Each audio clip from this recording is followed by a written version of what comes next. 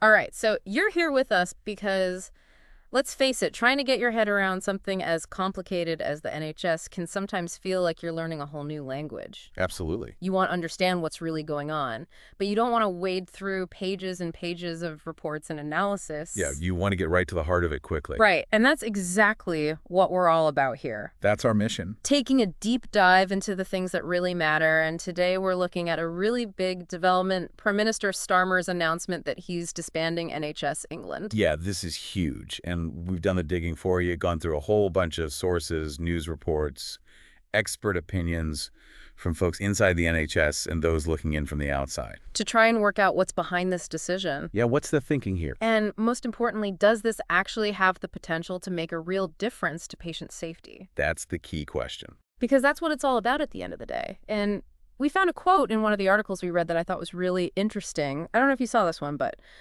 a hospital chief executive described NHS England as the biggest kiss-up, kick-down organization in public life.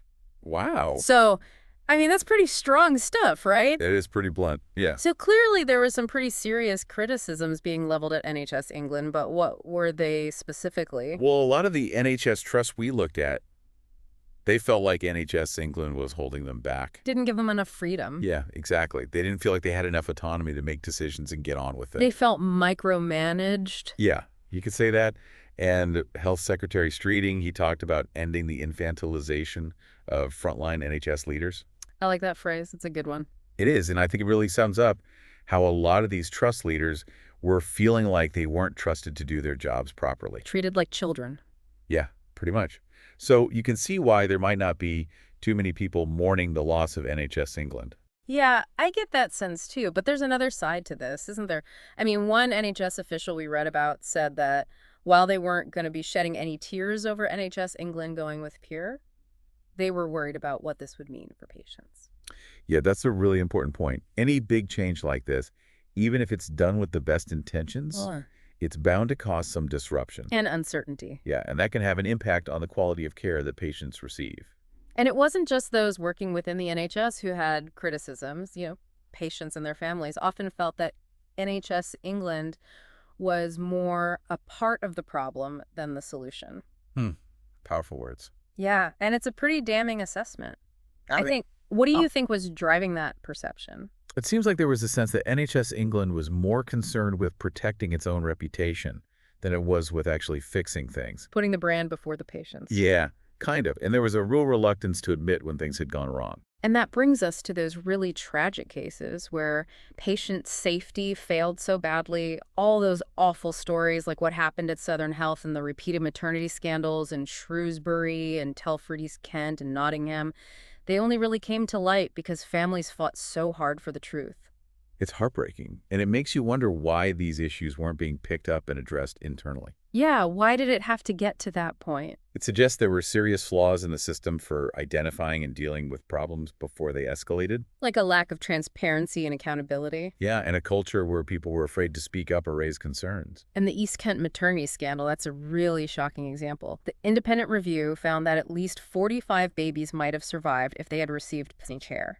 Between 2009 and 2020, that's an awfully long time. It is, and it was the Richford family, after they lost their baby Harry in 2017, that they really forced this issue into the open. Their determination was incredible. Absolutely, and what makes this even worse is that the inquiry actually found that NHS England knew there were problems with maternity services at East Kent as early as 2013. So they knew, but nothing really changed. Well, the review said that the safety structures within NHS England did not see the trust as being a problem, which is hard to understand, really. Yeah, I mean, how can they not see it as a problem when there were clearly serious issues going on? It suggests a real failure of oversight, doesn't it? It does, and it seems like they were either unwilling to accept the truth or maybe the information about the risks just wasn't getting to the right people. And the really tragic thing is that the review found that NHS England did try to intervene, but their efforts failed to secure the necessary improvements. So the problems continued and more babies died unnecessarily. It's just devastating. And the way NHS England went about trying to fix things, the inquiry described it as a pattern of hiring and firing. Which doesn't sound very effective. No, it doesn't. They said it was not just ineffective in East Kent, but wholly counterproductive. So it actually made things worse. And they didn't seem to hold anyone accountable for what was happening. It's like they were just going through the motions without really understanding the root causes of the problem. It seems like maybe they didn't have the expertise or the authority to really make a difference. Or maybe they just weren't willing to challenge the status quo. And it's clear that these failures had a profound impact on the families involved. We heard from Helen Giddoes, who lost her daughter Harriet at East Kent in 2014. Another tragic case. And she was very clear in her view that NHS England was part of the problem, not part of the solution. I can understand why she felt that way. She said it felt like they hadn't even read the reports about what had happened, and she was really critical of the Maternity Safety Improvement Program, which was led by NHS England. She didn't think it had made any real difference. No, she didn't, and that raises some serious questions about how effective these big national initiatives really are, especially when it comes to dealing with deep-rooted local problems. It's like trying to fix a leaky faucet by tightening the screws on the outside. It's not going to solve the underlying problem. You need to get in there and find the source of the leak. Exactly. Yeah. And that requires a deep understanding of the specific situation and the willingness to make fundamental changes. Now, in fairness to NHS England, they did release a statement about all of this, and they highlighted the hard work of their staff and the progress they've made through things like the NHS Patient Safety Strategy. Which includes training and education. Right, and they also pointed out that they've commissioned hundreds of independent investigations. Which have cost a lot of money. And those investigations have provided answers for families and even highlighted the good work of some individual staff members. So they're saying they've done some good things. They are. But the problem is that all these reports and investigations, they haven't really translated into real improvements for patients on the ground. It's like they've diagnosed the illness, but they haven't found the right cure. Yeah, and a lot of that comes down to the culture within NHS England itself.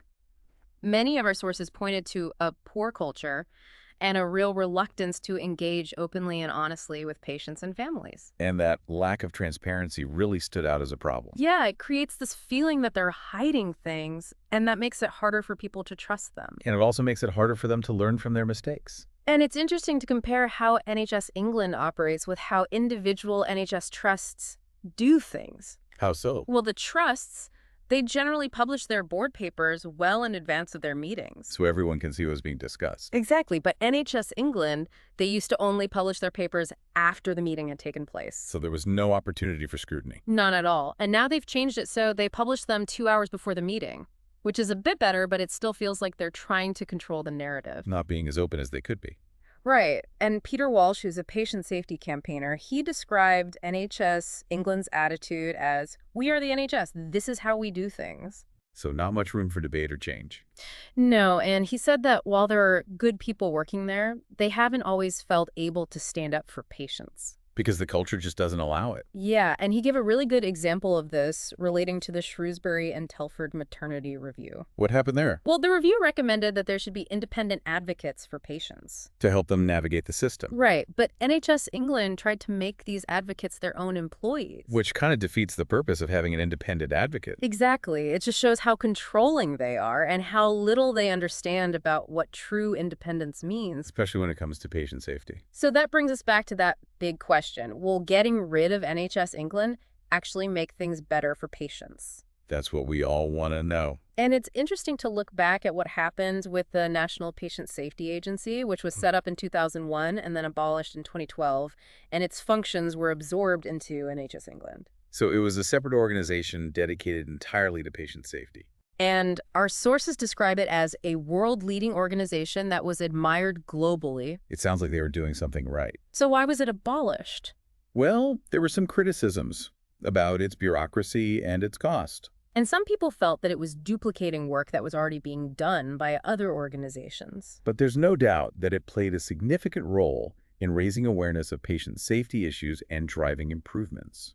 And I think it's worth considering whether we lost something valuable when it was disbanded. Maybe we did. Because now we're essentially back to where we started, with responsibility for patient safety spread across multiple organizations. Which could lead to confusion and lack of clear accountability. Exactly. And Paul Whiting from Action Against Medical Accidents, he's warned that this reorganization could actually set back patient safety in the short term.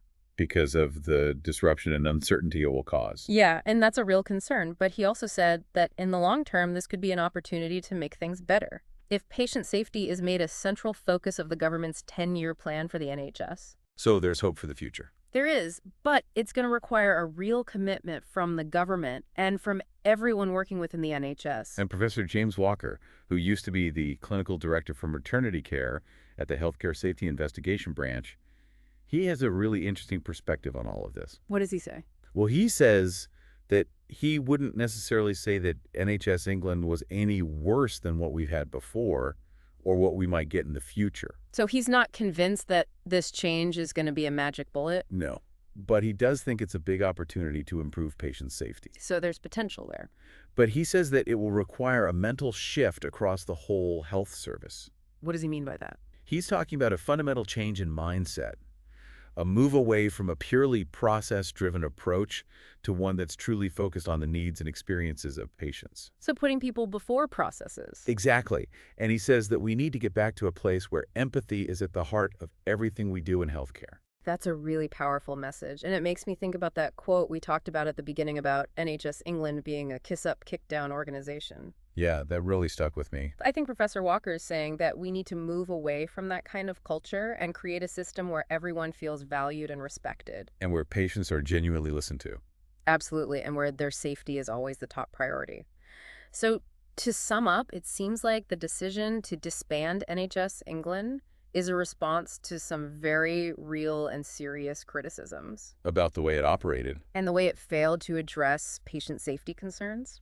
And while there's definitely some hope that this could lead to positive change, there's also a lot of uncertainty. And it's clear that simply changing the structures isn't going to be enough. We need that mental shift that Professor Walker talked about. A fundamental change in culture and attitude. And that's going to require a lot of hard work and commitment from everyone involved. So I'm going to leave you with a final thought to ponder.